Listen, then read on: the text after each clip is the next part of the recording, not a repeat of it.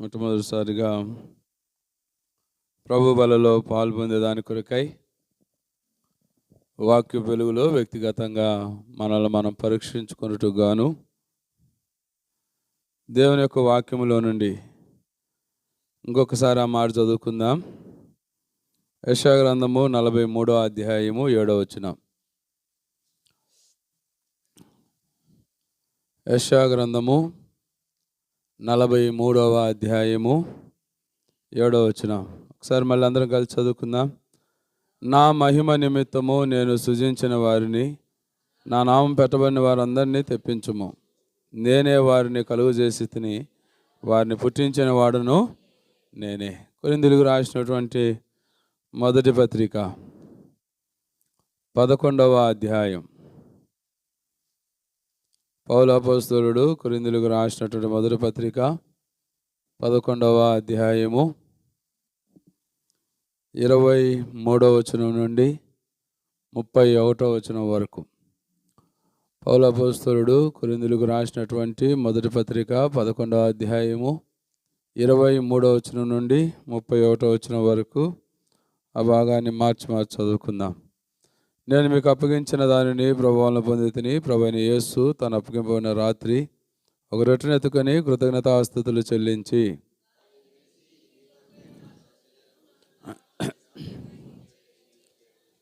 24వ వచనం. ఆ ప్రకారమే భోజనమైన పిమ్మట ఆయన పాత్రను ఎత్తుకొని, ఈ పాత్ర నా రక్తములైన కొత్త నిబంధన, మీరు దీనిలోనిది త్రాగునప్పుడల్లా నన్ను జ్ఞాపకం చేసుకున్నట్టుకై దీనిని చేయడం చెప్పాను.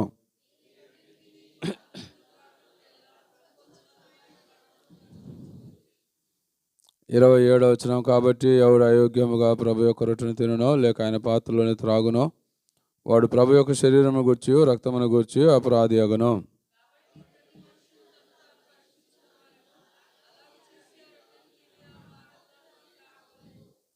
ప్రభు శరీరం అని వివేచింపక తిని త్రాగువాడు తనకు శిక్షావిధి కలుగుటకే తిని త్రాగుచున్నాడు.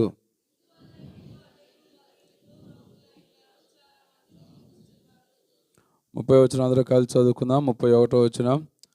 అయితే మనలను మనమే విమర్శించుకునే తీర్పు పొందక పోదుము.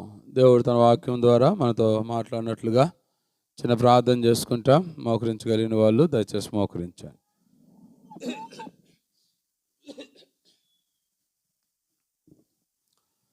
ప్రేమ కలిగిన తండ్రి,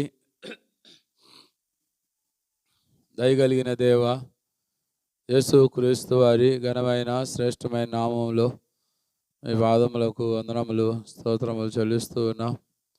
దయగలిగిన తండ్రి, ఈ నూతన సంవత్సరంలో మమ్మల్ని ప్రవేశపెడుతూ వచ్చినందుకై మీకు ఎంతో వందనాలు స్తోత్రాలు చెల్లిస్తూ ఉన్నాం. దయగలిగిన దేవ, గడిచిన దినములంతా కూడా నా జీవితంలో కూడా మీరు ఎబినేజర్గా ఉంటూ నేను వెళుతూ వచ్చిన పరిస్థితులన్నిటిలో మీరు నాకు సహాయం చేస్తూ వచ్చినందుకై మీకు ఎంతో వందనాలు స్తోత్రాలు. అనేకులు నేను పడినట్లుగా నన్ను తోస్తూ వచ్చినప్పటికీ మీరు నాకు సహాయకుడుగా ఉంటూ వచ్చినందుకై మిమ్మల్ని స్తుతించి ఆరాధిస్తూ ఉన్నాను. అది మాత్రమే కాదు కానీ తండ్రి, గాలి వానలు కొట్టబడి ఆదరణ లేకున్నటువంటి వాడినిగా, అంతరంగమునందు విచారణలు ఎంతో హెచ్చుగా ఉన్నప్పుడు ఆదరణకర్త అయినటువంటి మీరు నా జీవితంలో తల్లి వలె ఆదరిస్తూ వచ్చినారు. నాతో ఎంతో ప్రీతిగా మీరు మాట్లాడేటువంటి దేవుడుగా ఉన్నందుకై స్తుతిస్తూ ఉన్నా. నేను వెళ్ళిన పరిస్థితులన్నింటిలో కూడా నన్ను మీరు ఆదరిస్తూ వచ్చినందుకై ప్రభా మీకు ఎంతో వందనాలు స్తోత్రాలు చెల్లిస్తూ ఉన్నా. అది మాత్రమే కాదు కానీ తండ్రి, మీ న్యాయ విధులు ఎంతో యథార్థమైనవి, అవి కేవలము సత్యమైనవి. అది మాత్రమే కాదు కానీ మీ న్యాయ విధులు ఎంతో న్యాయమైనవని మీరు జ్ఞాపకం చేసినారు. అటు న్యాయ విధులను అనుదినము తప్పగా నాకు బోధిస్తూ నన్ను నడిపిస్తూ వచ్చినందుకై కూడా మీకు ఎంతో వందనాలు స్తోత్రాలు చెల్లిస్తూ ఉన్నా. నా గోనె పట్టును విడిపించి సంతోష వస్త్రము నాకు ధరింపజేసినారు. చెప్పనా శక్యమో మహిమాయుక్తమైనటువంటి గొప్ప సంతోషాన్ని నా హృదయంలో మీరు ఉంచినారు. అందుని బట్టి కూడా మీకు ఎంతో వందనములు స్తోత్రములు చెల్లిస్తూ ఉన్నా. ఈ నూతన సంవత్సరంలో సజీవుడై మిమ్మల్ని స్తుతించినట్లుగా మీరు నన్ను మరణమునకు అప్పగించలేదు. ఎన్నో కీడులు, అపాయములు, ప్రమాదములు వీటన్నిటి నుంచి నన్ను తప్పించినారు, సజీవునిగా ఉంచినారు. అందుని బట్టి మీకు ఎంతో వందనములు స్తోత్రములు చెల్లిస్తూ ఉన్నా. ఈ నూతన సంవత్సరంలో ఎలాగున నా తండ్రి మీ బలలో మేము పాలు పొందబోతుండగా మీ వాక్యం ద్వారా మాతో మాట్లాడుతూ రండి. చదవని వాక్య భాగమును ఆస్వాదించండి. వాక్య వెలుగులో మమ్మల్ని మేము సరి చేసుకొని యోగ్యంగా ప్రభు బలలో మేము చేయవేయగలిగేదానికి మీరు మాకు సహాయం చేస్తూ రావాల్సిందిగా మీ సన్నిధిలో మిమ్మల్ని బతిమాలుకుంటూ ఉన్నాం. ప్రభా, మీరే జ్ఞాపకం చేసుకున్నామని మీకే మహిమ ఘనత ప్రభావం చెల్లిస్తూ యేసు ప్రభు రక్షకు నామంలో స్తుతించి ప్రార్థించి బతిమిలాడి అడిగి వేడుకుంటున్నాము తండ్రి. ఆమేన్.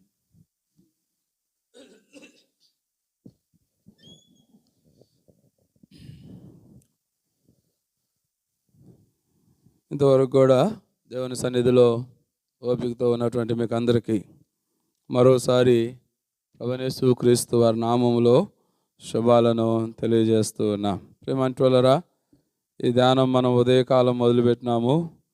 అయితే ఇప్పుడుతో ముగించుకునేదానికి మనం ప్రయత్నం చేస్తాం. యెషయా గ్రంథము 43వ అధ్యాయం. నా మహిమ నిమిత్తము నేను సృజించిన వారిని, నా నామము పెట్టబడిన వారందరినీ తెప్పించుము. వారిని కలుగు చేసి తిని వారిని పుట్టించిన వాడును నేనే. కాబట్టి మనం జ్ఞాపకం చేసుకుంటూ వచ్చినట్లయితే మనల్ని అందరినీ కూడా కలుగు చేసినటువంటి వాడు, పుట్టించినటువంటి వాడు, మనల్ని అందరినీ కూడా సృజించినటువంటి వాడు దేవుడు. ఎందుకు మనల్ని కలుగు చేసినాడు అని అంటే మన ద్వారా దేవుడు మహిమ పొందాలనేది దేవుని యొక్క ఉద్దేశం. మన ద్వారా దేవుడు మహిమ పొందాలి అని అంటే మన జీవితంలో మనం కలిగి ఉండవలసినటువంటి 4 ప్రాముఖ్యమైన మాటలను ఇప్పుడు మనం జ్ఞాపకం చేసుకుంటూ వచ్చినాం. ఎన్ని మాటలు అయిపోయినాయి? 4 మాటలు. ప్రభు అనుమతిస్తే ఇంకో 3 మాటలు మీకు జ్ఞాపకం చేసేదానికి నేను ప్రయత్నం చేస్తాను. దేవుడు మన ద్వారా మహిమ పొందాలి అని అంటే మనము మారు మనసు పొందాలి మొట్టమొదటిగా.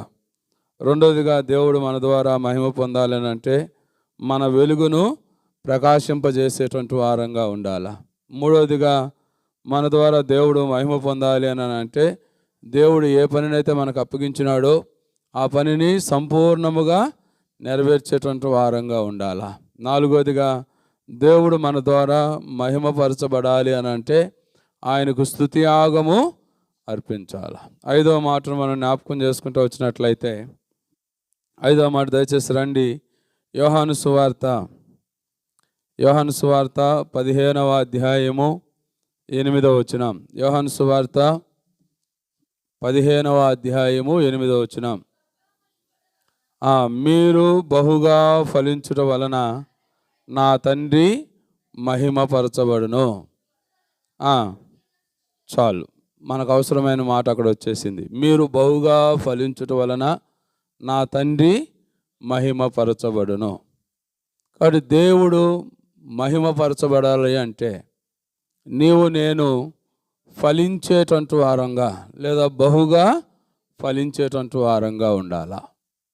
అందుకని మనం జ్ఞాపకం చేసుకుంటూ వచ్చినట్లయితే దేవుడు మానవుని సృజించిన తర్వాత ఆదికాండము 1వ అధ్యాయములో దేవుడు వారిని ఆశీర్వదించినాడు.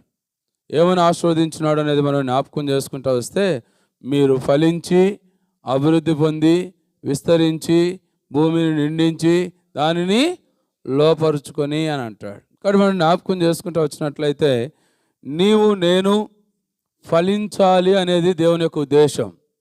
నీవు నేను ఫలించుట ద్వారా దేవుడు మహిమ పొందాలి అనేది ఆయన కోరిక. అందుకని నేను ఆ జీవితంలో ఆయన ఫలములను వెతుకుతూ ఉన్నాడు అన్నమాట.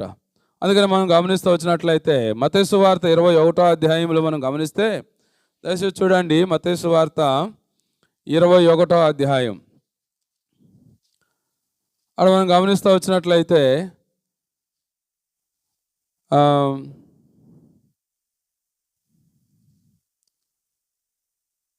18వ వచనం నుంచి దయచేసి చూడండి. మత్తయి సువార్త ఆయన ఆకలి కొనెను. అప్పుడు త్రోవ పక్కన ఉన్న ఒక అంజూరపు చెట్టును చూచి దాని యొద్దకు రాగా దాని యందు ఆకులు తప్ప మరి ఏమీ కనబడలేదు గనుక దానిని చూచి ఇక మీదట నీవు ఎన్నటికి కాపుగాయకుందువుగాకని చెప్పాను. తక్షణమే ఆ అంజూరపు చెట్టు ఎండిపోయాను. అర్థమైందా? యేసుక్రీస్తు ప్రభువారు ఆ మార్గము గుండా పోతా ఉన్నాడు. ఆయన ఆకలి కొలినటువంటి వాడుగా ఉన్నాడు. ఇక్కడ ఆ మాట లేదు, కానీ ఇంకో స్థలంలో అక్కడ మనం జ్ఞాపకం చేసుకుంటూ వచ్చినట్లయితే ఆ యొక్క చెట్టుని గురించి మనం గమనిస్తూ వచ్చినట్లయితే అది ఎంతో పచ్చగా కనబడింది అన్నమాట. అందుకని మనం జ్ఞాపకం చేసుకుంటూ వచ్చినట్లయితే దాని వద్ద ఉన్న ఫలాలు ఉంటాయేమో అని చెప్పి యేసు ప్రభువారు దాని దగ్గరికి పోయినాడు. అయితే దానిలో ఆకులు తప్ప ఏమీ లేవు. అందుకనే దేవుడు ఆ చెట్టుని ఏం చేసినాడు?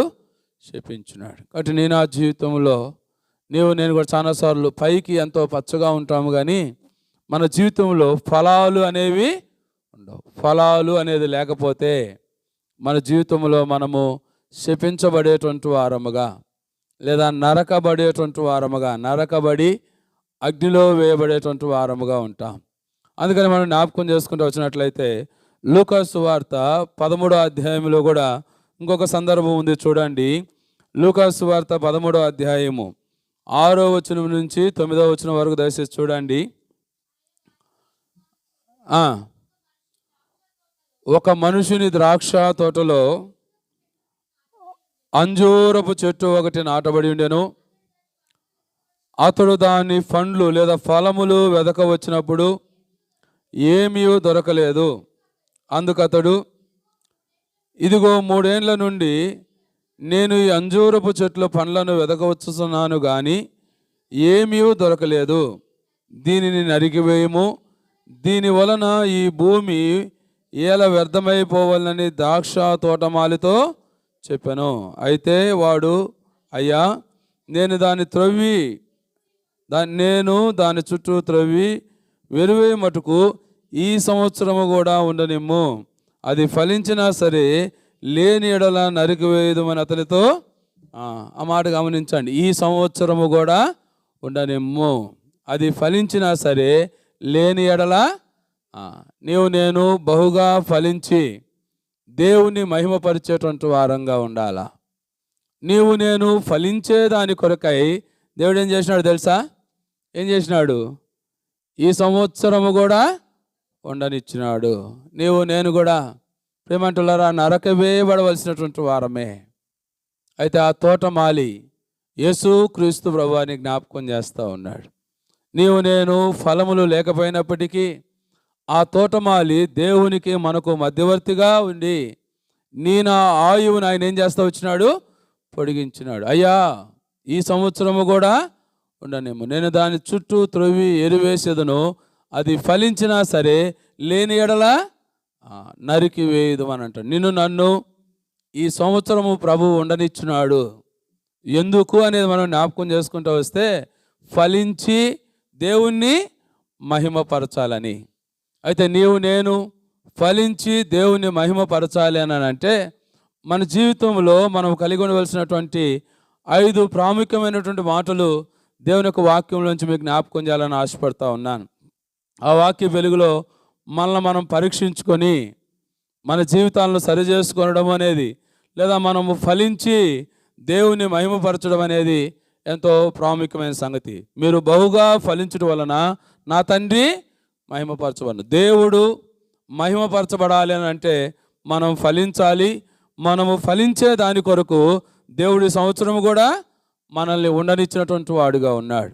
కాబట్టి ఈ సంవత్సరంలో నేను ఫలించి బహుగా ఫలించి దేవుని మహిమపరచాలి అని అంటే మన జీవితంలో మనం కలిగి ఉండవలసినటువంటి మొట్టమొదటి లక్షణం కీర్తనల గ్రంథము 1వ అధ్యాయము 3వ వచనం. కీర్తనల గ్రంథము 1వ అధ్యాయము అతడు నీటి కాలువ యోరన నాటబడినదై ఆకువాడక తన కాలమందు ఫలమిచ్చు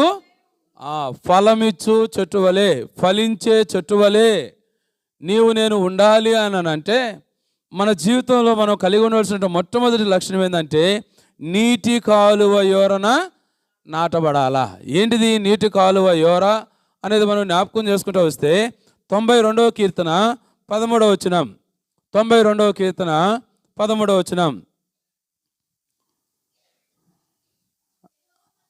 యెహోవా మందిరములో నాటబడిన వారై, చాలండి, నీటి కాలువ యోరన నాటబడిన వారై. నీటి కాలువ అంటే ఏంటిదనంటే ఇక్కడ రాయబడినటువంటి మాట యెహోవా మందిరములో నాటబడిన వారై. కాబట్టి నీవు నేను తన కాలమందు ఫలమిచ్చు చెట్టు వలె ఉండాలి అని అంటే నీటి కాలువ యోరన లేదా దేవుని మందిరములో నాటబడినటువంటి వారముగా ఉండాలా.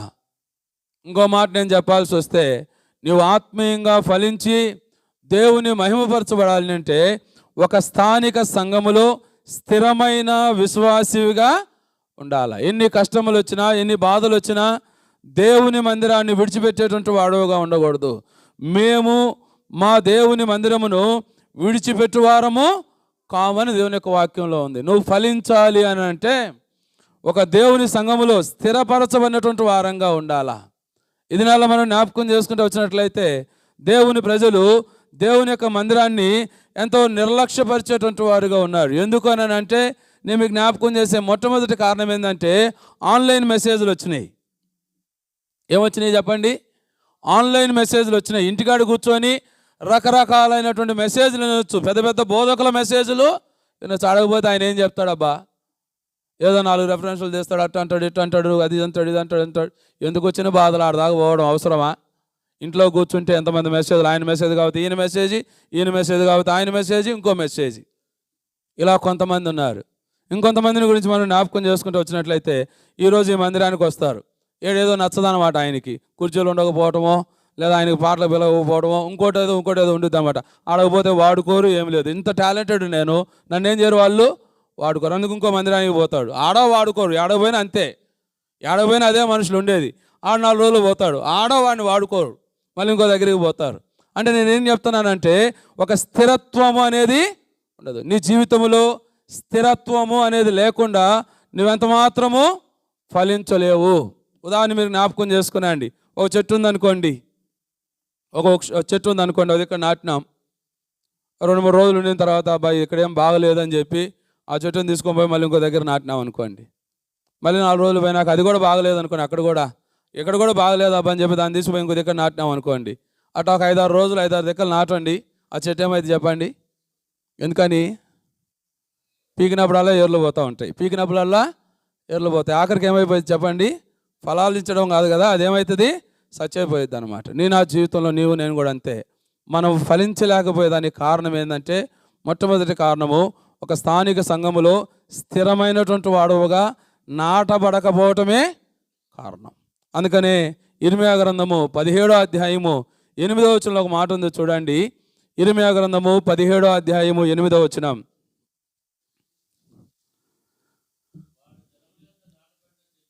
వాడు జలముల యొద్ద నాటబడిన చెట్టు వలె ఉండును, అది కాలువ యోరను తాని వేరులు తన్నును, వెట్టగలిగినను దానికి భయపడదు, దాని ఆకులు పచ్చగా ఉండును, వర్షము లేని సంవత్సరముల చింతనందదు.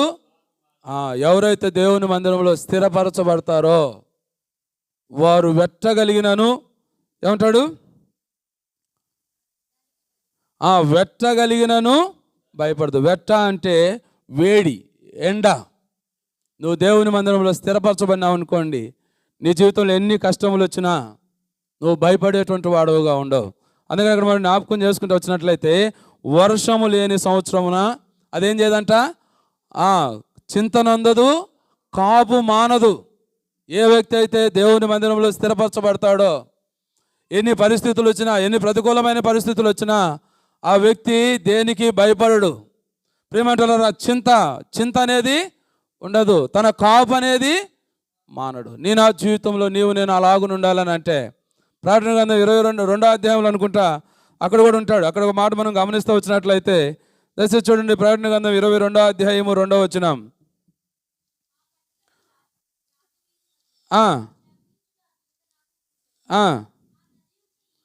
ఆ నది యొక్క ఏవలను ఆవలను జీవవృక్షం ఉండెను, అది నెలకు ఫలించుచు 12 కాపులు గాయను.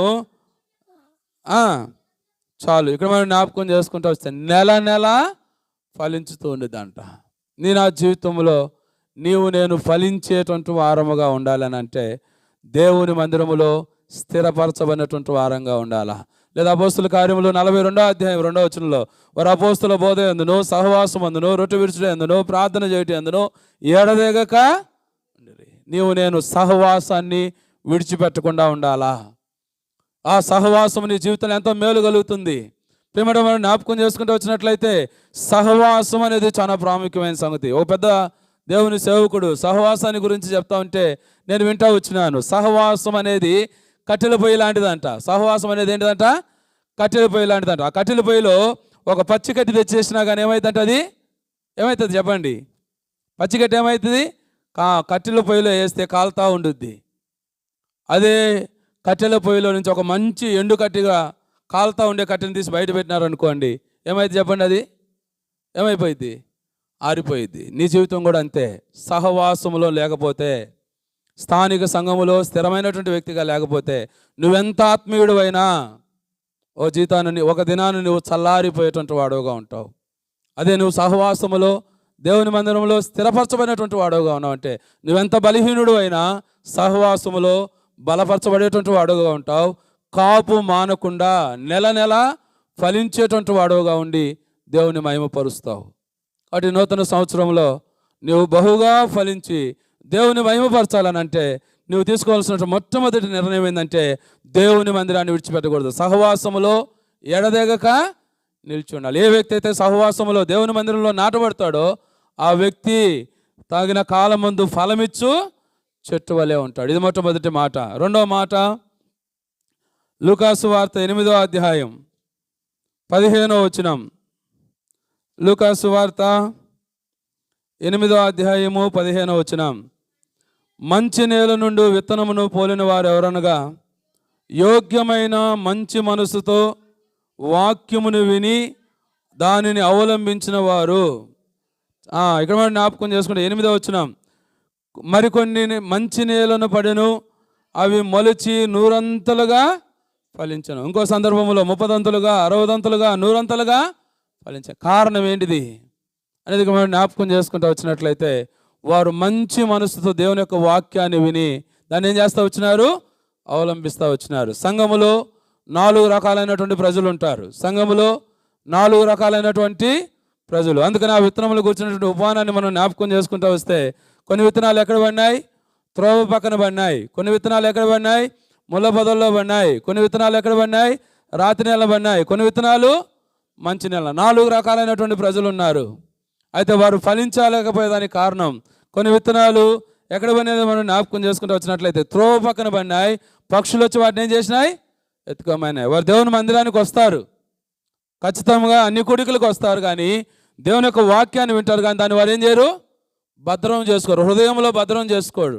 అందుకని దుష్టుడు వచ్చి వాటిని ఎత్తుకొని పోతాడు. అందుకనే మందిరానికి రాని వారు, మందిరానికి వచ్చిన వారిని ఏం చెప్పినాడు వాక్యం అని అంటే, ఏమో తెలియదు అబ్బా, హైదరాబాద్ నుంచి వచ్చినాడు ఒక అన్న, భలే చెప్పినాడు అబ్బా అని అంటారు. ఏమంటారు? హైదరాబాద్ నుంచి వచ్చినాడు, భలే చెప్పినాడు అబ్బా. నేను బాగా చెప్పట్లేదులే, ఊరకంటున్నట్లా. భలే చెప్పినాడు అబ్బా. ఏం చెప్పినాడు అంటే అదే భలే చెప్పినాడు. ఏం చెప్పినాడు అంటే భలే చెప్పినాడు. భలే భలేనే కానీ ఏం చెప్పినాడు అనేది ఉండదు. ఎందుకంటే అప్పటికే పోయి ఉంటుంది అనమాట అది. అందుకనే వారు ఫలించలేకపోయినారు. ఇంకొన్ని విత్తనాలు ఎక్కడ పడినాయి తెలుసా? ముళ్ళ పొదలలో పడినాయి.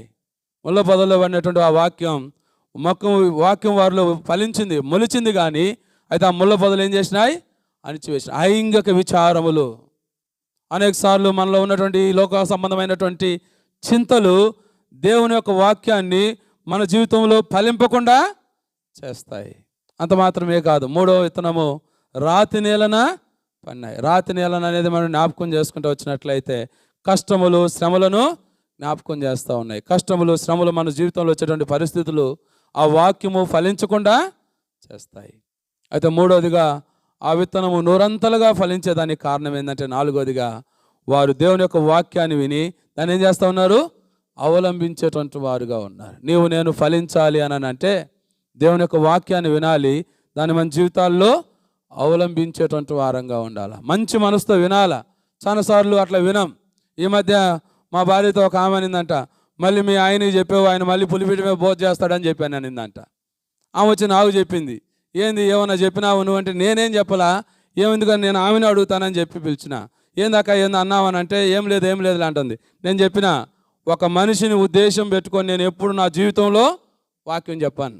అట్లా అని చెప్పి నాకు సందర్భం దొరికిందంటే మాత్రం సందర్భాన్ని మాత్రము దాటిపోనని చెప్పిన. చాలాసార్లు మన జీవితాల్లో మన గురించి అన్ని సేవకులు తెలుసుంటాయి అన్నమాట. అందుకని సేవకుడు ఏదైనా సందర్భానుసారంగా ఏదైనా ఒకటి తీసినాడు అనుకో, ఆయన చూడబ్బా నన్ను దృష్టిలో పెట్టుకొని ఆ వాక్యం చెప్పినాడు, నా కొరకే చెప్పినాడు చూడు, నన్ను గుచ్చేదానికి ఆ వాక్యం చెప్పినాడు, నిన్ను గుచ్చేదానికి కాదు. నీకు ఆ మాట గుచ్చుకుంటే నువ్వేం చేయాలా? సరి చేసుకోవాలి, కానీ సేవకుని మీద విరోధ భావం పెంచుకోకూడదు. ఇది నాలో చాలామంది మనం జ్ఞాపకం చేసుకుంటూ వచ్చినట్లయితే మంచి మనసుతో, సాత్వికమైన మనసుతో దేవుని యొక్క వాక్యాన్ని అంగీకరించలేకపోతా ఉన్నారు, స్వీకరించలేకపోతా ఉన్నారు. అందుకని ఆత్మీయంగా వారు ఫలించలేకపోతా ఉన్నారు. నేను ఫలించాలి అని అంటే, ఆత్మీయంగా 100 30 60 మనం ఫలించాలి అని అంటే, ఈ స్థలంలో నుంచి ఏ వాక్యం వచ్చినా దాన్ని సాత్వికమైన మనసుతో, మంచి మనసుతో అంగీకరించి ఆ వాక్య ప్రకారము నీ జీవితాన్ని సరి చేసుకోవాలి. అప్పుడే నువ్వు 100 ఫలించగలుగుతావు. నీ ద్వారా నీ దేవుడు మహిమపరచబడతాడు. కానీ మనం జ్ఞాపకం చేసుకుంటూ వచ్చినట్లయితే నీవు బహుగా ఫలించి దేవుణ్ణి మహిమపరచాలి. అందుకనే దేవుడు నీ ఆయువును పొడిగించి ఈ సంవత్సరము కూడా ఉండనిచ్చినాడు. ఈ సంవత్సరంలో నువ్వు ఫలించేటువంటి వాడవుగా ఉండాలని అంటే మొట్టమొదటిగా దేవుని మందిరంలో నాటబడాలా, స్థిరపరచబడాలా.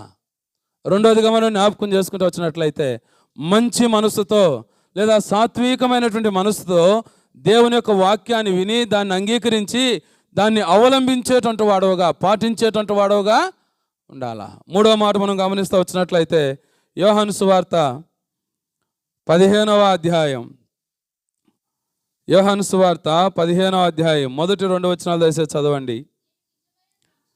నేను నిజమైన ద్రాక్షావళిని, నా తండ్రి వ్యవసాయకుడు, నాలో ఫలింపని ప్రతి తీగ తీసి పారవేయును, ఫలించు ప్రతి తీగ మరి ఎక్కువగా ఫలింపవలనని దానిలోని పనికి రాని తీగలను తీసివేయును. ఫలించు ప్రతి తీగ మరి ఎక్కువగా ఫలింపవలనని దానిలోని పనికి రాని తీగలను తీసివేయాలి. ఫలించేటువంటి వారముగా ఉండాలని అంటే, మరెక్కువగా ఫలించి దేవుని మహిమపరిచేటువంటి వాడవుగా ఉండాలని అంటే నీ జీవితంలో దేవునికి అయిష్టమైన దాన్ని లేదా పనికిరాని దాన్ని దాచిపెట్టుకునేటువంటి వాడవుగా ఉండకూడదు. దాన్ని ఏం చేయాలా? తీసి పారవేయాలా. పారవేయగలుగుతున్నావా?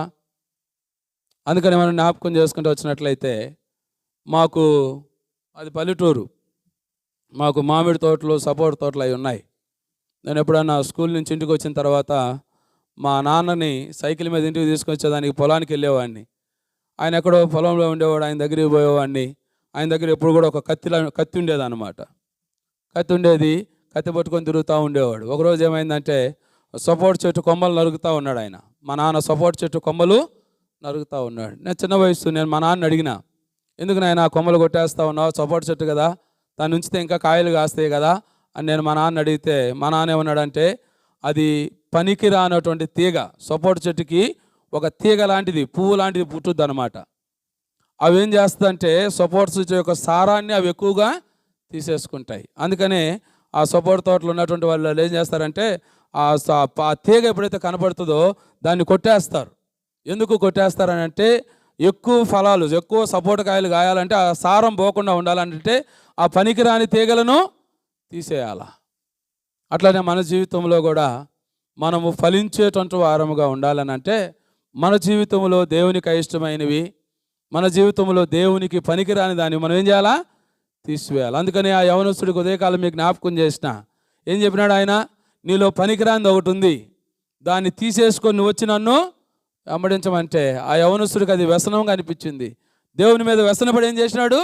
వెళ్ళిపోయినాడు. చాలాసార్లు మన జీవితాల్లో మనం కూడా ఫలించలేకపోయేదానికి కారణం ఏంటంటే, ప్రియమైన దేవుని మందిరానికి వస్తాము, వాక్యాన్ని వింటాము, అయితే దేవుడు తీసివేసుకోమన్నదాన్ని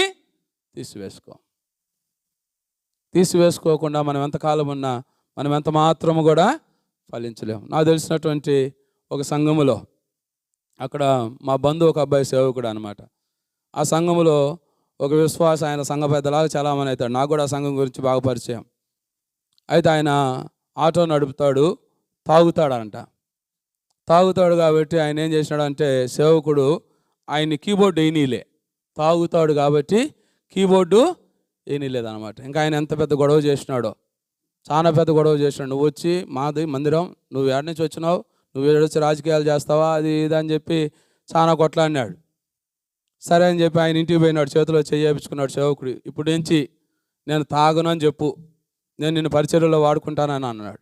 సరే చేతిలో చేసి చెప్పినాడు అన్నమాట, నేను ఇక్కడి నుంచి తాగను అని అన్నాడు. మళ్ళీ వచ్చినాడు, కీబోర్డ్ వేస్తూ ఉన్నాడు, తాగుతానే ఉన్నాడు. ఏం ప్రయోజనం తెలుసా? చాలాసార్లు మన జీవితంలో అంతే. దేవుని మందిరంలో స్థానాలు కావాలి, పదవులు కావాలి, కానీ తీసివేసుకోవాల్సిన దాన్ని మాత్రము తీసివేసుకోండి. దేవునికి ఇష్టం లేని దాన్ని, దేవునికి అయిష్టమైన దాన్ని తీసివేసుకునేదానికి ఇష్టపడవు.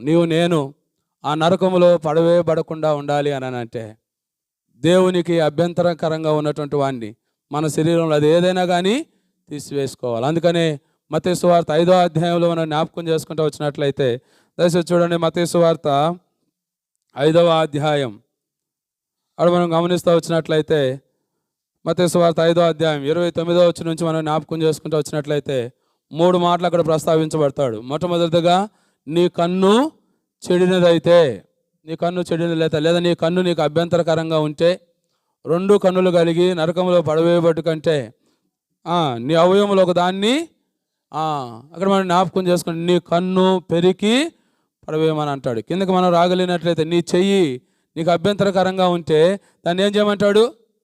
నరికి పారవేయము. 2 చేతులు కలిగి నరకములో ప్రవేశించుడి కంటే ఒక చేతి గలవాడివై పరలోక రాజ్యంలో అభ్యంతరకరంగా ఉన్న వాటిని, ఆటంకకరంగా ఉన్న వాటిని నీ జీవితంలోంచి నువ్వు తీసివేసుకోకపోతే నువ్వెంత మాత్రం కూడా పరలోక రాజ్యంలో ప్రవేశించలేవు. నువ్వు ఫలించేటువంటి వాడవుగా ఉండాలని అంటే, దేవుణ్ణి మహిమపరిచేటువంటి వాడవుగా ఉండాలని అంటే, నేను మీకు జ్ఞాపకం చేసే 3వ మాట, దేవునికి అయిష్టమైన దాన్ని, లేదా దేవుడు పనికిరాని దాన్ని, దేవునికి పనికిరాని దాన్ని నీ జీవితంలో నుంచి నువ్వు తీసివేయాలా.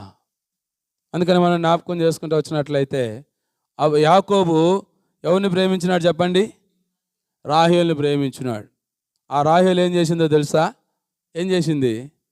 విగ్రహాలను తీసుకొచ్చుకొని దాచిపెట్టుకుంది. విగ్రహాలను తీసుకొని దాచిపెట్టుకుంది. తద్వారా ఎంతో నష్టం. చాలాసార్లు మన జీవితాల్లో మనము తీసి పడవేయాల్సిన దాన్ని ఏం చేస్తాం తెలుసా? ఏం చేస్తాం? దాచిపెట్టుకునేటువంటి వారంగా ఉంటాం. అందుకనే జయశ్రీరావు గారు పాట రాసినాడు అన్నమాట, నేను తగ్గాలి యేసు నీవే హెచ్చాలి అన్నట్టు. ఆ పాటలో మనం జ్ఞాపకం చేసుకుంటూ వచ్చినట్లయితే అక్కడ అంటాడు, పాతది ఇంకా ఏం చేస్తూ ఉందంట? తొంగి తొంగి చూస్తూ ఉంది. ఆ పాతది ఏం కాలేదు, ఇంకా చావులే. ఆ పాత దాన్ని మనం ఏం చేయాలంటే తీసివేసేటువంటి వారంగా, దేవునికి ఏదైతే ఇష్టం లేదో, దేవునికి మన జీవితంలో ఏదైతే ఇష్టంగా ఉందో, దేవుని రాజ్యానికి మనలో ఏదైతే అభ్యంతరంగా ఉందో దానిని తీసి పారవేయాలి. అప్పుడే నువ్వు ఫలించేటువంటి వాడుగా ఉంటావు. నీ ద్వారా దేవుడు మహిమపరచబడేటువంటి వాడుగా ఉంటాడు. అందుకని అక్కడ అంటాడు, ఫలించు ప్రతి తీగ మరెక్కువగా ఫలించినట్లు దానిలోని పనికిరాని తీగలను తీసివేయాలి. తీసివేసుకోగలుగుతున్నావా? నువ్వు ఫలించాలని దేవుడు నీ ఆయువును పొడిగించి సంవత్సరం కూడా ఉండించినాడు. నువ్వు ఈ నూతన సంవత్సరంలో ఫలించేటువంటి వాడవుగా ఉండాలని అంటే దేవుని మందిరంలో స్థిరపరచబడాలా. అంత మాత్రమే కాదు కానీ ప్రేమంటులారా, మంచి మనసుతో, సాత్వికమైన మనసుతో వాక్యాన్ని విని దాన్ని అవలంబించాలా. 3వదిగా మనం జ్ఞాపకం చేసుకుంటూ వచ్చినట్లయితే, పనికి రాని దాన్ని ఏం చేయాలా? తీసి పాడవేయాలా. 4వదిగా ఇంకో మాట మనం జ్ఞాపకం చేసుకుంటూ వచ్చినట్లయితే, ఇదే యోహాను రాసినటువంటి పత్రిక, యోహాను సువార్త 15వ అధ్యాయము 5వ వచనం. యోహాను సువార్త 15వ అధ్యాయము, ద్రాక్షావళిని నేను, తీగలు మీరు, ఎవడు నా యందు నిలిచి ఉండునో, నేను ఎవని యందు నిలిచి ఉన్నో వాడు బహుగా ఫలించును. నాకు వేరుగా ఉండి మీరు ఏమీ చేయలేరు. ఎవడైనను నా యందు నిలిచి ఉండని ఎడల వాడు తీగవలే బయట పారవేయబడి ఎండిపోవును. మనుషులు అటు వాటిని పోగు చేసి అగ్నిలో పారవేతురు, అవి కాలిపోవును. ఎవడు నా యందు నిలిచి ఉండునో, నేను ఎవని యందు నిలిచి ఉందునో వాడు బహుగా ఫలిస్తాడు. కాబట్టి నేను ఫలించాలి అని అంటే ఆయన యందు నిలిచి ఉండాలా, లేదా ఆయన మన యందు నిలిచి ఉండాలా. లేదా ఇంకో మాట మనం జ్ఞాపకం చేసుకుంటూ వచ్చినట్లయితే, నేను సులభంగా మీకు అర్థమయ్యేదానికి కొరకు చెప్పే మాట ఏంటంటే, ఆయనతోటి అంటుగట్టబడినటువంటి వారంగా ఉండాలా. అంటుకట్టడం అంటే తెలుసా? తెలీదా మీకు ఎవరికి? తెలుసు కదా, అంటుకడతారు. మామిడి చెట్లకి, రోజా చెట్లకి ఏం చేస్తారు తెలుసా? అంటుకడతారు. అంటే మామిడికాయ విత్తనాన్ని భూమిలో వేస్తారు. అది బతికిన తర్వాత మంచి ఫలాలు లేదా ఏ చెట్టు ఫలము కావాలి అని అనుకుంటారో ఆ చెట్టుతోటి ఈ చెట్టును అంటుకడతారు. పై ఆ బెరడు తీసేసి రెండు కలిపి కట్టి దానికి బాగా తాడుతో కడతారనమాట. తడి, వర్షం అట్లాంటి ఏమి లోపలికి పోకుండా అంటుకడతారు. కొన్ని రోజుల తర్వాత ఈ రెండు జాయింట్ అయిన తర్వాత ఆ వేరులో నుంచి వచ్చినటువంటి ఆ పై భాగాన్ని కత్తిరిస్తారనమాట. ఎందుకనంటే ఈ జీవము దీనిలోనికి రావాలా, ఈ జీవం అనేది దీనిలోనికి రావాలా. ప్రభుతో అంటుకట్టబడినటువంటి అనుభవం లేదా ఆయన యందు నిల్చుండాలి. నీవు నేను ఫలించాలి అని అంటే ప్రియమంటులారా, ప్రభుతో అంటగొట్టబడినటువంటి వారముగా లేదా ఆయన యందు నిలిచి ఉండాలా. ఆయన జీవం అనేది మనలోనికి రావాలా. అప్పుడే మనం ఫలించేటువంటి వారంగా ఉంటాం. అందుకనే ఉదయకాలం యోహాను సువార్త 6వ అధ్యాయము 56వ వచనం అనుకుంటా, ఆ మాట మీకు జ్ఞాపకం చేస్తూ వచ్చినాను. చదువుతారా? యోహాను సువార్త. నా శరీరము తిని నా రక్తము త్రాగువాడు నా యందును నేను వాని యందును. నీవు నేను ఫలించాలి అని అంటే ఆయన యందు నిలిచి ఉండాలా. ఆయన యందు నిలిచి ఉండాలంటే మళ్ళీ అదొక బోధన అనమాట. అవన్నీ మీకు జ్ఞాపకం చేయను, ఒక 2-3 మాటలు మీకు జ్ఞాపకం చేస్తా. ఆయన యందు నిలిచి ఉండాలి అని అంటే మనం ఏం చేయాలని అంటే క్రమం తప్పకుండా ప్రభు బలలో పాలు పొందాలా. అందుకని ఉదయకాలం మీకు ఆ మాటని జ్ఞాపకం చేస్తూ వచ్చినాను. వారు అపోస్తుల బోధ యందును సహవాసం అందును రొట్టె విరుచుటి యందును ఎడదెగక నీవు నేను ఎడదెగక ప్రభు బలలో పాలు పొందాలా. నాకు తెలిసి నేను రక్షించబడి దాదాపుగా ఒక 23-24 సంవత్సరాలు అవుతా ఉంది. ఈ దినం వరకు ఒక 2 ఆదివారాలు తప్పని పరిస్థితుల్లో మా అమ్మ చెన్నైలో హాస్పిటల్లో ఉంది. ఆ దగ్గరలో ఎక్కడ నాకు మందిరం తెలియదు. ఆ 2 వారాలు తప్ప ఈ దినం వరకు నేను ప్రభు బలలో పాలు పొందకుండా విడిచిపెట్టబడినటువంటి దినమే లేదు, కరోనాలో సహా. నీవు నేను ఆయన యందు నిలిచి ఉండాలని అంటే, ఆయన మన యందు నిలిచి ఉండాలంటే ఆయన బలలో మనం తప్పకుండా పాలు పొందాలి. ప్రతి ఆదివారం క్రమం తప్పకుండా ప్రభు బలలో మనం పాలు పొందాలా. అప్పుడే ఆయన యందు మనము నిలిచి ఉండగలుగుతాం. ఆయన మన యందు నిలిచి ఉండగలుగుతాడు. మనము బహుగా ఫలించగలుగుతాం. ఆయన యందు మనం నిలిచి ఉండకపోతే, ఆయన బలలో మనం పాలు పొందకపోతే, అక్కడ మనం జ్ఞాపకం చేసుకుంటూ వచ్చినట్లయితే 6వ వచనం మళ్ళీ చదువుతారా? ఎవడైనను నా యందు నిలిచి ఉన్న నేలలా వాడు తీగ వలె బయట పారవేయబడి ఎండిపోవును. మనుషులటు వాటిని పోగు చేసి అగ్నిలో పారవేతురు. అవి చాలాసార్లు ప్రేమంటులారా రక్షించబడి కూడా ఆ బలహీనతలను బట్టి ప్రభు బలలో పాలు పొందడం మానేస్తారు. ఒక దినము 2 వారాలు కాదు, కొన్ని సంవత్సరాలు అట్లా మానేస్తారు. అలా మానివేయటం అనేది నీవు దేవుని నుండి వేరు చేయబడేదానికి, అగ్నిలో పారవేయబడేదానికి కారణం. ఒకవేళ నీలో బలహీనత ఉందా, ఆ బలహీనత అట్నే కొనసాగబాక. బలహీనత ఉన్నదే నువ్వు గ్రహించినావు అనుకో, దాన్ని ఏం చేయాలా?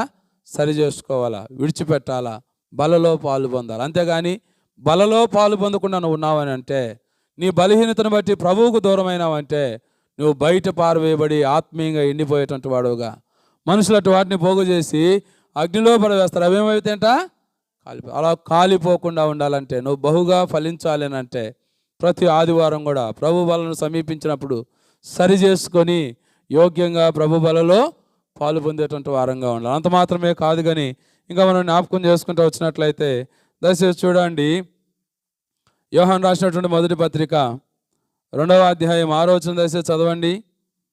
యోహాను రాసిన మొదటి పత్రిక 2వ అధ్యాయం 6వ వచనం.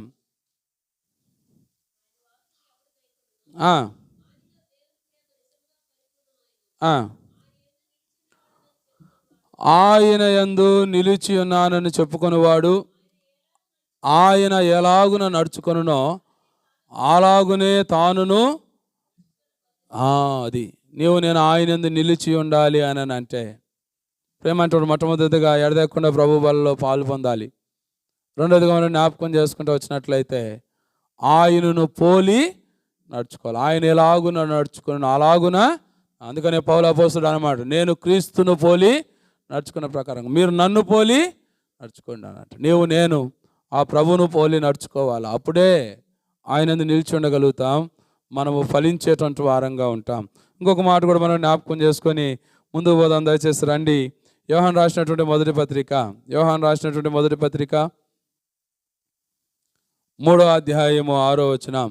యోహాను రాసిన మొదటి పత్రిక 3వ అధ్యాయము 6వ వచనం. ఆయన యందు నిలిచి ఉండేవాడు ఎవడును పాపము చేయడు. నేను ఆయన యందు నిలిచి ఉండాలని అంటే, ఆయన మన యందు నిలిచి ఉండాలంటే, మనం బహుగా ఫలించాలని అంటే, మొట్టమొదటిగా ప్రభు బలలో ఎడదకుండా పాలు పొందాలి.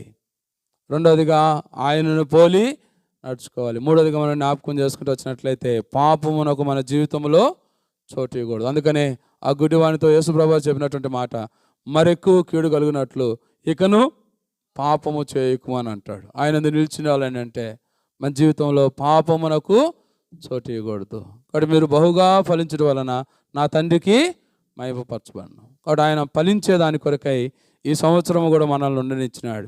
మనము ఫలించేటువంటి వారంగా ఉండాలి అని అంటే మొట్టమొదటిగా నీటి కాలువ ఎవరైనా నాటబడాలి, దేవుని మందిరంలో స్థిరపరచబడాలి. రెండవదిగా మంచి మనసుతో దేవుని యొక్క వాక్యాన్ని విని అంగీకరించేటువంటి వారంగా ఉండాలి. మూడవదిగా పనికిరాని తీగలను తీసివేసేటువంటి వారంగా ఉండాలి. నాలుగవదిగా మనం ఆయన యందు నిలిచి ఉండాలి. ఐదవదిగా ఇంకో మాట మనం జ్ఞాపకం చేసుకుంటూ వచ్చినట్లయితే యోహాను సువార్త 12వ అధ్యాయము 24వ వచనం. యోహాను సువార్త 12వ అధ్యాయము 24వ వచనం.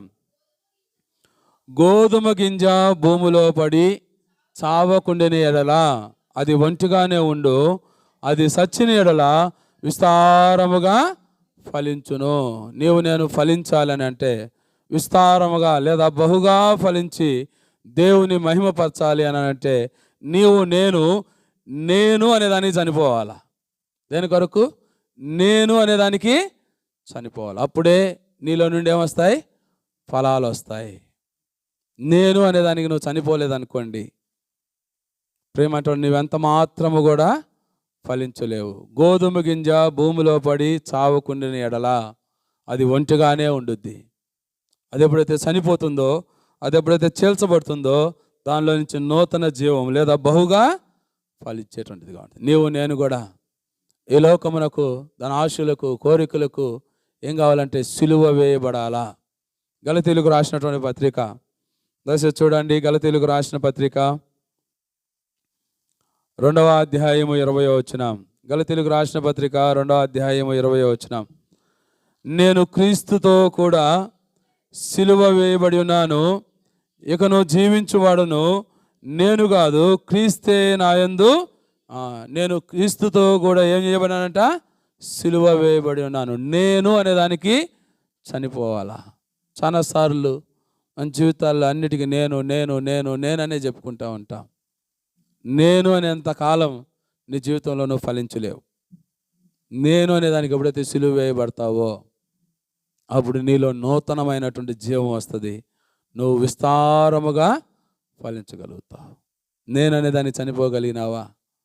నేను గానిక క్రీస్తే నాయందు జీవించు. యేసు క్రీస్తు ప్రభువు వారికి కనపడాలా.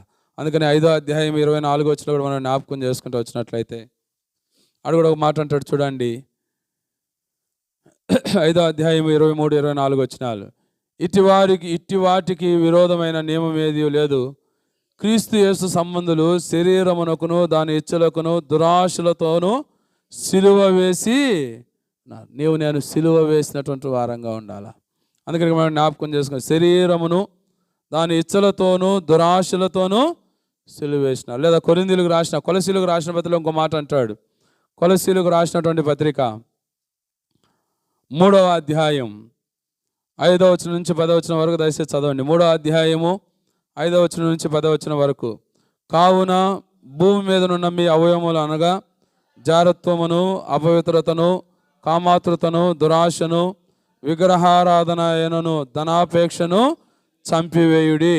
వాటి వలన దేవుని ఉగ్రత అవిధేయులైన వారి మీదకి వచ్చును. పూర్వము వారి మధ్య జీవించినప్పుడు మీరును వాటిని అనుసరించి నడుచుకుంటురి. ఇప్పుడైతే మీరు కోపమును, ఆగ్రహమును, దుష్టత్వమును, దూషణను, మీ నోటి బూటి మాటలను వీటిని విసర్జించి ఒకనితో ఒకడు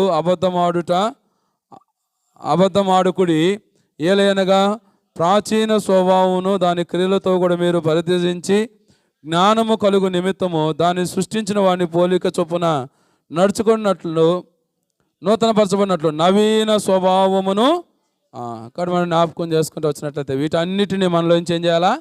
తీసివేయాలి. ఒకప్పుడు నేను కూడా వీటన్నిటితో నింపబడినటువంటి వారి మధ్య జీవించినప్పుడు మీరు వీటిని అనుసరించి నడుచుకున్నారు. ఇప్పుడైతే మీరు వాటిని ఏం చేయాలంట? విడిచిపెట్టాలా. నేను ఫలించాలి అని అంటే ఈ శరీర సంబంధమైన వాటన్నిటిని మన జీవితంలోంచి తీసివేసుకోవాలి. నేను అనేదానికి చనిపోవాలి. అప్పుడే నువ్వు ఫలించగలుగుతావు. కాబట్టి నేను మీకు జ్ఞాపకం చేసే 5వ మాట, మీరు బహుగా ఫలించడం వలన నా తండ్రి మహిమపరచబడను. మనం బహుగా ఫలించి ఆ తండ్రిని మహిమపరచాలి అని అంటే మన జీవితంలో మనం కలిగి ఉండవలసినటువంటి 5 మాటలు మీకు జ్ఞాపకం చేస్తూ వచ్చినాను. మొట్టమొదటిగా నీటి కాలువ యోరన దేవుని మందిరములో స్థిరపరచబడాలా, నాటబడాలా. రెండవదిగా మంచి మనసుతో, సాత్వికమైన మనసుతో దేవుని యొక్క వాక్యాన్ని విని అంగీకరించాలా. మూడవదిగా మనం జ్ఞాపకం చేసుకుంటూ వచ్చినట్లయితే దేవునికి అయిష్టమైన వాటిని లేదా పనికిరాని తీగలను తీసివేసేటువంటి వారంగా ఉండాలా. నాలుగవదిగా మనం జ్ఞాపకం చేసుకుంటూ వచ్చినట్లయితే మనం ఆయన యందు నిలిచి ఉండాలా, ఆయన మన యందు నిలిచి ఉండాలి, లేదా ఆయనతో అంటుకట్టబడినటువంటి వారంగా ఉండాలా. ఐదవదిగా మనం జ్ఞాపకం చేసుకుంటూ వచ్చినట్లయితే గోధుమ గింజ భూమిలో పడి చావకుండా ఎడల అది ఒంటిగానే, అది సచ్చిన ఎడల విస్తారముగా ఫలించును. పనికి రాని వాటిని లేదా మనం జ్ఞాపకం చేసుకుంటూ వచ్చినట్లయితే నేను అనే దానికి ఏం చేయబడాలా? సిలువ వేయబడాలా. కాబట్టి దేవుని ప్రజలముగా ఇటు లక్షణాలు మన జీవితంలో మనం కలిగి ఉన్నామా? లేనట్లయితే నూతన సంవత్సరంలో ఈ సంవత్సరమైనా మనము ఫలించినట్లుగా ఇటు లక్షణాలు మన జీవితంలో కలిగి ఉండేదానికి, మన జీవితాలను సరిచేసుకొని అలాగున యోగ్యంగా ప్రభు బలలో పాలు పొందేదానికి దేవుడు మనకు సహాయం చేయనుగాక. 5వ మాట. 6వ మాట మనం గమనిస్తూ వచ్చినట్లయితే దయచేసి రండి, రోమీలకు రాసిన పత్రిక, రోమీలకు రాసినటువంటి పత్రిక 15వ అధ్యాయము 7వ వచనం. మనం ఫలించి లేదా మనం జ్ఞాపకం చేసుకుని దేవుని మహిమపరిచేటువంటి వారంగా ఉండాలని అంటే 6వదిగా ఇంకో మాట ఇక్కడ మనం జ్ఞాపకం చేసుకుంటూ వచ్చినట్లయితే క్రీస్తు మిమ్ములను చేర్చుకునే ప్రకారము దేవునికి మహిమ కలిగినట్లు మీరును ఒకరినొకరు చేర్చుకొనుడి. క్రీస్తు మిమ్ములను చేర్చుకున్న ప్రకారము దేవునికి మహిమ కలిగినట్లు మీరును ఒకరినొకరు ఏం చేయాలంట? చేర్చుకో. దేవుడు మనల్ని చేర్చుకున్నాడు. మనం ఇంక నువ్వు పాపులమై ఉండగానే, మనం ఇంక నువ్వు దూరస్తులమై ఉండగానే ప్రేమంటారా ఆయన మనల్ని జ్ఞాపకం చేసుకున్నాడు. నా యొద్దకు రండి ప్రయాసపడి భారమును మోచిన సమస్త జనుల నా యొద్దకు రండి అని అన్నాడు. అంత మాత్రమే కాదు కానీ నా యొద్దకు వచ్చి వారిని నేను ఎంత మాత్రము బయటికి త్రోసివేయనని అన్నాడు. అంత మాత్రమే కాదు, కొరింథీయులకు రాసినటువంటి 2వ పత్రిక 5వ అధ్యాయం మనం జ్ఞాపకం చేసుకుంటూ వచ్చినట్లయితే అక్కడ అంటాడు, నేను మిమ్మల్ని చేర్చుకుందును, మీకు తండ్రినయ్యిందును, మీరు నాకు కుమారులను కుమార్తెలైందురని సర్వశక్తి కలిగినటువంటి ప్రభువు చెప్తూ ఉన్నాడు అని అంటాడు. కాబట్టి దూరస్తులము, పాపులమైన, అపనమ్మకస్తులము ఆయనను ఆయన మనల్ని ఏం చేసినాడంట? చేర్చుకున్నాడు. మనం కూడా ఏం చేయాలా? అనేకులను చేర్చుకునేటువంటి వారంగా ఉండాలి. చేర్చుకోగలుగుతూ ఉన్నామా? ఒకసారి మన జీవితాలు మనం జ్ఞాపకం చేసుకుందాం. నా విషయంలో నేను చెప్పగలను. మేము కడపలో బేర్షబాలో తరఫీదులో ఉండే దినాల్లో ఎవరైనా పల్లెటూరుల నుంచి సిటీకి పనుల మీద వచ్చేవాళ్ళు, ఒకవేళ వాళ్ళకి ఆఖరి బస్సు అందకపోతేనో లేదా వాళ్ళ పని కాకపోతేనో చర్చి కదా కాసేపు పండుకొని పోదామని చర్చి దగ్గరికి వచ్చేవాళ్ళు. మేము అక్కడ గేట్ డ్యూటీలో అక్కడ రాత్రిపూట పనుకునే వాళ్ళం. వాళ్ళు వచ్చి గేట్ తడితే గేట్ దగ్గరికి పోయేవాళ్ళం. ఏందయ్యా అని అంటే, మేము ఇట్లా మాది పలానా ఊరు, పలానా దగ్గరికి వచ్చినాం, పలానా పని మీద వచ్చినాం, మాకు పని కాలేదు, ఈరోజు కాసేపు ఇక్కడ పనుకుంటామని అంటే మేము ఎంతో కఠినంగా అనేవాళ్ళం. మీరు ఎవరో తెలియదు, ఎక్కడి నుంచి వచ్చారో తెలియదు, ఎలాంటి వాళ్ళో తెలియదు, మిమ్మల్ని ఇక్కడ పనుకుంటే మీరు ఏదైనా ఎత్తుకోకపోతే ఎవరు బాధ్యులు, ఇది సత్రం కాదు, ఇక్కడ పనుకునేదానికి లేదు అని చెప్పి ఎంతో కఠినంగా వాళ్ళని ఎలగొట్టేటువంటి వారు. అలాంటి దినాల్లో ఒకసారి మేము అస్సాముకు సువార్తకు పోయినాం. శాంసన్ అంకుల్తో పాటు దాదాపుగా 10-15 మందిమి ఒక 10-15 రోజులు అస్సాం ప్రాంతంలో సువార్త చేసేదానికి వెళ్ళినాం అన్నమాట. మేము సువార్త చేసేదానికి వెళ్ళినటువంటి ఆ స్థలము తిన్సుకియా అనేటువంటి ప్రాంతానికి వెళ్ళాం. అప్పటికి గౌహటిలో డానియల్ అన్ననే ఒక అన్న ఉండేవాడు. కానీ తిన్సుకే ఆ ప్రాంతంలో సువార్త చేయాలనుకున్నాం, అక్కడ ఉండాలనుకున్నాం అనమాట. అక్కడ ఉండేదానికి అక్కడిక్కడ లాడ్జీలు అవి ఇవి ప్రయత్నాలు చేసినాం, ఏమి దొరకలేదు. అయితే అక్కడ ఒక సేవకుడు, వేరే సహవాసానికి బిలీవర్స్ చర్చికి సంబంధించినటువంటి ఒక సేవకుడు అక్కడ మాకు పరిచయం అయినాడు. ఆయన ఏం చేసినాడు అని అంటే మా కొరకు ఒక రెంటెడ్ ఇల్లు మాట్లాడినాడు. ఒక 15 రోజులకి ఒక రెంటెడ్ ఇల్లు మాట్లాడినాడు, అదంతా శుభ్రం చేసినాడు. అంత మాత్రమే కాదు, ఆయన ఏం చేసినాడు అని అంటే మేము వంట చేసుకునేదానికి వాళ్ళ విశ్వాసుల దగ్గర చిన్న మందిరం అయింది. వాళ్ళ విశ్వాసుల దగ్గర ఒక ఇంటికి పోయినాడు, ఒక గ్లాసు, ఒక ఇంట్లో ఒక ప్లేటు, ఒక ఇంట్లో ఒక గంటె, ఒక ఇంట్లో ఒక డేక్ష, ఇట్లా అన్నీ మాకు అవసరమైన అన్నీ వాళ్ళ విశ్వాసుల దగ్గర అడుక్కొని వచ్చి మాకు ఇచ్చినాడు. మంచిగా వండుకుంటా ఉన్నాం, సువార్త చేస్తూ ఉన్నాం. దాదాపుగా ఒక వారం రోజులు అయిపోయింది అనమాట. ఒక ఆదివారం వచ్చింది. అప్పుడు శాంసన్ అంకుల్ అన్నాడు, మనం ఈ ఇంట్లోనే ఈ ప్రభుదినం గడుపుదాం, ఇక్కడే మనం ఆరాధన చేసుకొని బలలో పాలు పొందుదాము అని అన్నాడు శాంసన్ అంకుల్. అంటే ఆ వ్యక్తి ఫిలిప్ అనేటువంటి పాస్టర్ గారు ఆయన అన్నాడు, మీరు మా చర్చికి రండి అని అన్నాడు. మీరు మా చర్చికి రండి అని అన్నాడు. లేదు మాకు ఇట్లా వ్యక్తిగతమైన ఆరాధన ఉండుద్ది, బలలు ఉండుద్ది, ఇవన్నీ మీ చర్చిలో చేయరు కదా, మేము ఇక్కడే చేసుకుంటాం, ఏం కాదు అని అన్నాడు. అని అంటే ఆయన ఏమన్నాడంటే, మీరు మా చర్చికి రండి, మీరు మీ చర్చిలో ఎట్లా చేసుకుంటారో అట్లా చేసుకోండి అని అన్నాడు. ఏమన్నాడు? మీరు మీ చర్చిలో ఎట్లా చేసుకుంటారో అట్లా చేసుకోండి. మనమైతే అంటామా? మాది పరలోకం నుంచి కలిగినటువంటి ప్రత్యక్షత. 8 మంది అన్నీ చేసాయని చేస్తాం, కానీ మళ్ళీ అక్కడికి వచ్చేందుకు మాత్రం మాది పెద్ద ప్రత్యక్షత, అది ఇది అది అని ఏదేందో చెప్తాం అనమాట. నాకు ఆశ్చర్యమైంది, అసలు ఎవరు ఆయనకు తెలుగు ఒక మాట రాదు, ఎప్పుడు మన ముఖాలు చూసినోడే కాదు ఆయన. తర్వాత శాంసన్ అంకులు కడపకి అక్కడిక్కడికి పిలిచి ఆయన చాలా మందికి పరిచయం చేసినాడు. కానీ మేము ఆయన దగ్గరికి పోయినప్పటికీ ఆయన అసలు మా ముఖాలు ఎవరి ముఖాలు చూడలే. కేవలము క్రైస్తవులము సేవకులు అని చేర్చుకున్నాడు. అర్థమైంది? నాకు అనిపించింది, అరే ఎంతమందిని మనం కాదని తోసేసినాం, ఈయన ఎవరు మనల్ని చేర్చుకోకపోతే, ఆయన మనల్ని చేర్చుకోకపోతే మన పరిస్థితి ఏంది? ఎందుకంటే నాకైతే అసలు ఒక ముక్క హిందీ ముక్క రాదనమాట. ఎవరు సరిగా మాట్లాడగలిగిన వాళ్ళం కూడా కాదు. అలాంటి వాళ్ళని ఆయన చేర్చుకున్నాడు. ఆయన మందిరంలో అట్లా చేస్తే ఎంతో ఆశ్చర్యమైంది. తర్వాత మన సహవాసం గురించినటువంటి ఆ గ్రహింపు ఆయన కలిగినాడు. ఇది ఇప్పుడు మనతో బాగా మంచిగా కలిసి సువార్తలు చేస్తాడు, మనతో మన మీటింగులకు వస్తాడు, మంచి పాటలు పాడతాడు. ఎంత యాక్టివ్ అని అంటే దినమంతా పాడేవాడు, ఆయనే పాడేవాడు, ట్రాన్స్లేషన్ చేసేవాడు. దినమంతా కూడా మనోళ్ళు అలసిపోయినా కానీ ఆయన అలసిపోయేవాడు కాదు. ఎందుకు నేను మీకు జ్ఞాపకం చేస్తున్నట్టు ఆయన అట్లా చేర్చుకున్నాడు. నాకు ఆ తర్వాత ఆ గ్రహింపు కలిగినాడు, ఎంతమందిని మనము తోసివేసినామని. చాలాసార్లు మనం చేర్చుకునేదానికి ఇష్టపడం. అందుకని యోహాను రాసినటువంటి 3వ పత్రికలో ఒక మాట అంటాడు, చూడండి 11వ వచనం. చాలాసార్లు మన జీవితాల్లో మనం ఎలా ఉంటామని అంటే అక్కడ అంటాడు, యోహాను రాసినటువంటి 3వ పత్రిక 10వ అధ్యాయం 10వ వచనం.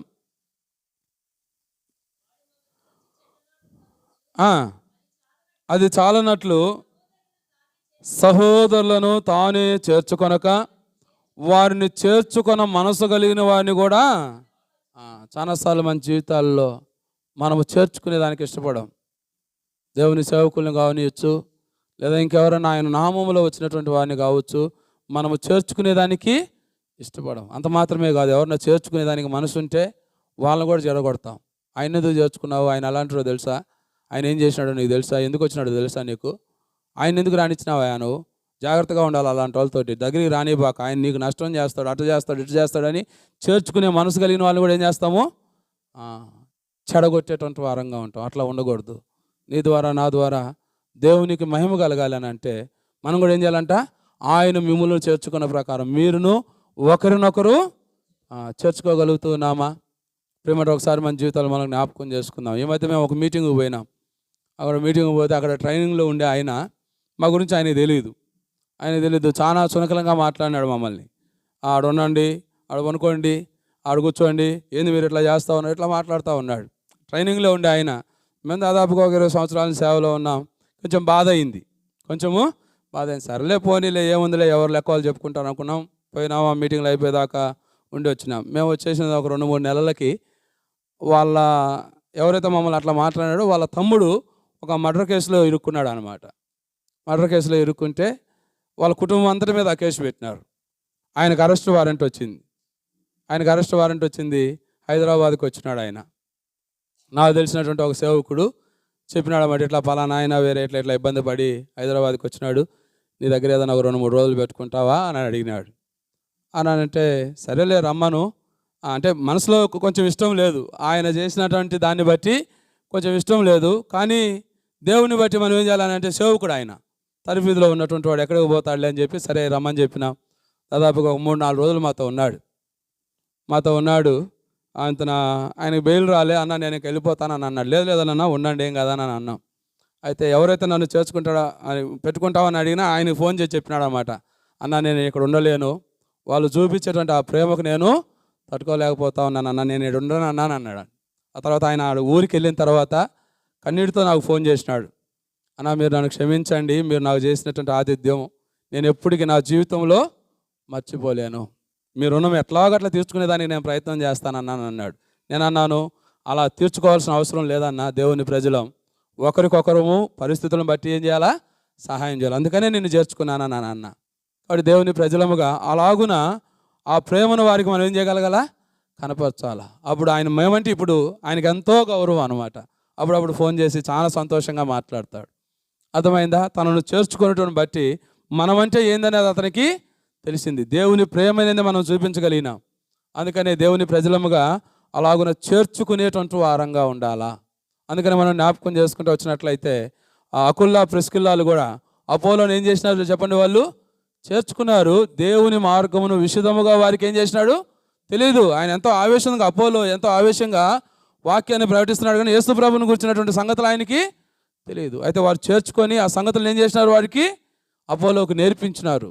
అకుల్లా ప్రిస్కిల్లాలు అనేటువంటి వారు. నీవు నేను కూడా దేవుని మహిమపరిచేటువంటి వారంగా ఉండాలని అంటే మన జీవితాల్లో కూడా అనేకులను చేర్చుకునేటువంటి వారంగా ఉండాలి. అలా చేర్చుకునే ద్వారా దేవుడు ఏం చేయబడతాడు, మన ద్వారా మహిమను పొందుతారు. అందుకని మనం జ్ఞాపకం చేసుకుంటూ వచ్చినట్లయితే ఆ సృష్టికర్త అయిన దేవుడు మన ద్వారా మహిమపరచబడేటువంటి వాడుగా ఉండాలి అని అంటే మన జీవితంలో మనం కలిగి ఉండవలసినటువంటి 6వ లక్షణం ఏంటంటే అనేకులను చేర్చుకునేటువంటి వారంగా ఉండాలా. 7వదిగా ఇంకొక మాట చదివి ముగిచ్చేస్తాను, టైం అయిపోయింది. ఇంకొక మాట దయచేసి చూడండి. పేతురు రాసినటువంటి 2వ పత్రిక, క్షమించండి, మొదటి పత్రిక 2వ అధ్యాయము 12వ వచనం.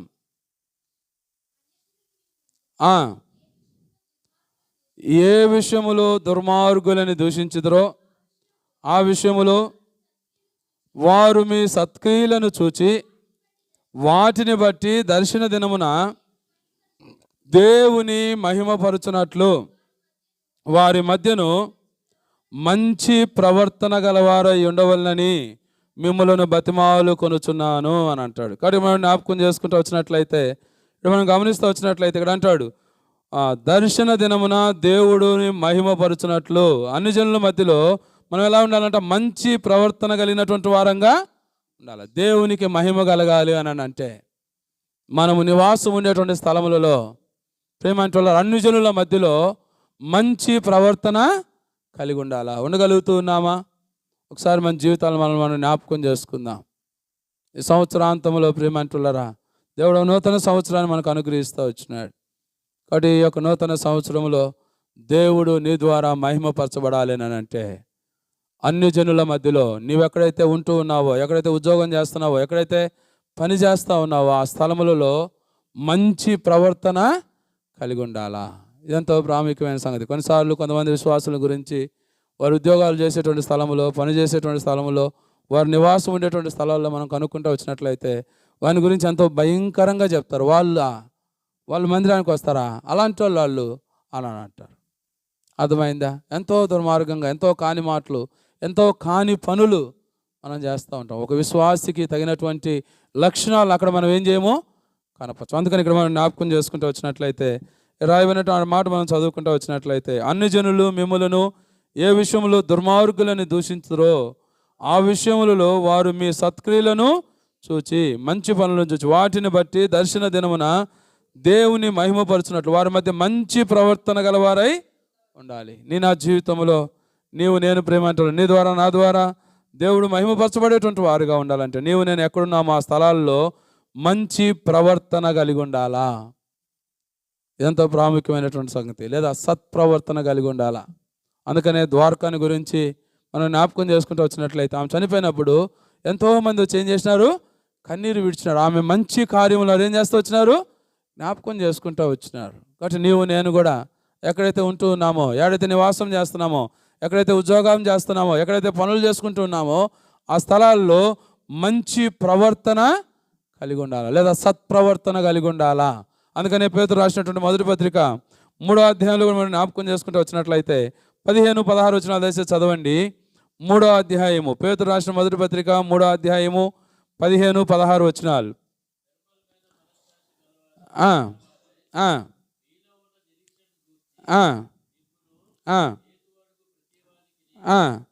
సాత్వికముతోనూ భయముతోనూ సమాధానము చెప్పుటకు ఎల్లప్పుడూ సిద్ధముగా ఉండి మీ హృదయముల యందు క్రీస్తును ప్రభువుగా ప్రతిష్ఠించుడి. అప్పుడు మీరు దేని విషయమై దుర్మార్గులని దూషింపబడుదురో దాని విషయమై క్రీస్తునందు మీ సత్ప్రవర్తన మీద అపనిందలు వేయువారు సిగ్గుపడుదురు. మన మీద అపనింద వేసేదానికి వారు ఏం చేయబడతారంట? మన సత్ప్రవర్తన, మంచి ప్రవర్తనను బట్టి అన్యజనులు సిగ్గుపడేటువంటి వారుగా ఉంటారు. అందుకని మనం జ్ఞాపకం చేసుకుంటూ వచ్చినట్లయితే దానియేలు గురించి కూడా మనం జ్ఞాపకం చేసుకుంటూ వచ్చినట్లయితే దానియేలు మీద ఎవరైతే నింద వేయాలనుకున్నారో వారు సిగ్గుపడుతూ వచ్చినారు. అంత మాత్రమే కాదు కానీ ప్రియమంటులారా, దానియేలు మీద అటు నిందను మోపిన కారణంగా వారు సింహభూభంలో వేయబడినాడు. ఎందుకంటే దానియేలు అటు మంచి ప్రవర్తన కలిగినటువంటి వాడుగా ఉంటా వచ్చినాడు. అతను ఏ విషయంలో కూడా లోపము తప్పిదం ఏది కూడా చేయలేదు. ఎంతో మంచి ప్రవర్తన కలిగి ఉంటా వచ్చినాడు. మన జీవితాల్లో మనం కూడా మన దేవుని మహిమపరిచేటువంటి వారంగా ఉండాలని అంటే ఈ లోకములో అన్ని జనుల మధ్యలో మంచి ప్రవర్తన, సత్ప్రవర్తన కలిగినటువంటి వారంగా ఉండాలా. అలాగ నుండి దేవుని మహిమపరిచేదానికి దేవుడు మనకు సహాయము చేయనుగాక. నా మహిమ నిమిత్తము నేను సృజించినవాడిని. దేవుడు తన మహిమ కొరకై మనల్ని సృజించినాడు. ఆయన్ను మహిమపరిచేటువంటి వారంగా ఉండాలని అంటే మొట్టమొదటిగా మారు మనసు పొందాలా. రెండవదిగా మన వెలుగును ప్రకాశింపజేసేటువంటి వారంగా ఉండాలా. మూడవదిగా మనకు అప్పగించబడినటువంటి ఆ పనిని సంపూర్ణము చేయాలా. నాలుగవదిగా దేవునికి స్తుతియాగము అర్పించేటువంటి వారంగా ఉండాలా. ఐదవదిగా బహుగా ఫలించేటువంటి వారంగా ఉండాలా. ఆరోదిగా అనేకులను చేర్చుకునేటువంటి వారంగా ఉండాలా. ఏడవదిగా అన్ని జనుల మధ్యలో మంచి ప్రవర్తన, సత్ప్రవర్తన కలిగినటువంటి వారంగా ఉండాలి. ఇటు లక్షణాలు కలిగి దేవుని మనం మహిమపరుస్తున్నామా లేదా అనేది మనల్ని మనం పరీక్షించుకొని మన జీవితాలను సరి చేసుకొని యోగ్యంగా ప్రభు బలలో పాలు పొందేదానికి చేరొచ్చిన మనందరికీ కూడా దేవుడు సహాయం చేయనుగాక. ప్రార్థన చేసుకుంటాం. దయచేసి మోకరించండి.